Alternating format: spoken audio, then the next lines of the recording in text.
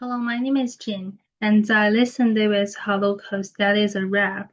The part that left the deepest impression on me was when David stood in front of Volvo's shelves and said, I love working at Volvo's. The customers here are really nice and friendly, and I enjoy helping them and I love getting the job done.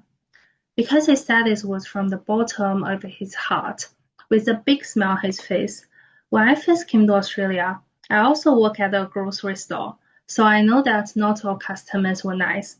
I still faced many difficulties, so I think David is really amazing. I realized that as someone who has never faced obstacles due to my abilities, I often took job opportunities as granted and I became aware of the efforts he made to achieve what many of us might consider ordinary things. If I were him, I might have felt anxious due to my lack of abilities and lacked the courage to seek a job. When I listened to David's story, I heard a strong message of belonging through his work at Woolworths, but what I did not hear was the more difficult part of his journey. From my listening experience, I realized that I focus mainly on the positive achievements and may have overlooked the struggles. This reminds me every story is partial and I need to stay alert to voices and experiences that are not always spoken. Inclusive practice means not only celebrating successes, but also seeking out the hidden and silenced part of stories.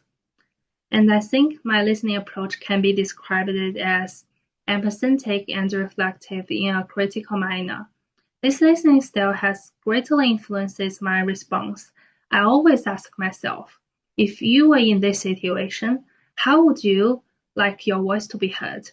Through responsive listening, I am able to establish genuine relationship because children and families feel that their voices are truly valued.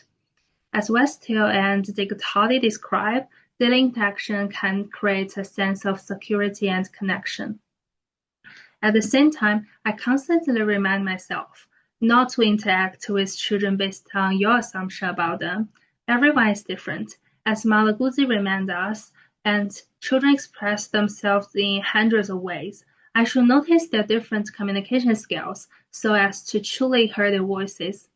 Inclusion means ensuring all children are accepted, participate fully, and are supported, with equity rather than uniformity guiding practice.